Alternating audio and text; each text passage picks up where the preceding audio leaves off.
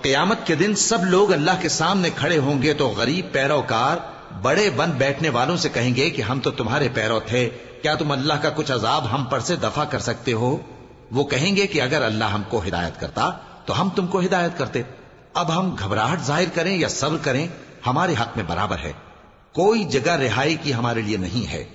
اور جب حساب کتاب کا کام فیصل ہو چکے گا تو شیطان کہے گا جو وعدہ اللہ نے تم سے کیا تھا وہ تو سچا تھا، اور جو وعدہ میں نے تم سے کیا تھا وہ جھوٹا تھا، اور میرا تم پر کسی طرح کا زور نہیں تھا۔ ہاں، میں نے تم کو گمراہی اور باطل کی طرف بلایا تو تم نے جلدی سے اور بے دلیل میرا کہنا مان لیا۔ تو آج مجھے ملامت نہ کرو، اپنے آپ ہی کو ملامت کرو۔ نہ میں تمہاری فریاد رسی کر سکتا ہوں اور نہ تم میری فریاد رسی کر سکتے ہو۔ میں اس بات سے انکار کرتا ہوں کہ تم پہلے مجھے شریک بناتے تھے۔ بے شک جو ظالم ہیں ان کے لیے درد دینے والا عذاب ہے۔ اور جو ایمان لائے اور عمل نیک کرتے رہے وہ بہشتوں میں داخل کیے جائیں گے جن کے نیچے نہریں بہ رہی ہیں۔ اپنے پروردگار کے حکم سے وہ ہمیشہ ان میں رہیں گے، وہاں وہ ہر ملاقات پر ایک دوسرے کو سلام کہیں گے۔ کیا تم نے نہیں دیکھا کہ اللہ نے کلمہ طیبہ کی کیسی مثال بیان فرمائی ہے؟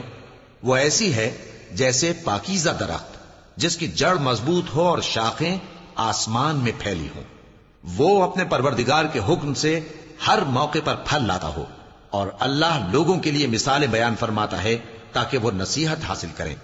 اور ناپاک بات یعنی غلط عقیدے کی مثال ناپاک درخت کی سی ہے کہ وہ زمین کے اوپر ہی سے اکھیڑ کر پھینک دیا جائے، اس کو ذرا بھی قرار و ثبات نہیں۔ اللہ مومنوں کے دلوں کو صحیح اور پکی بات سے دنیا کی زندگی میں بھی مضبوط رکھتا ہے اور آخرت میں بھی رکھے گا۔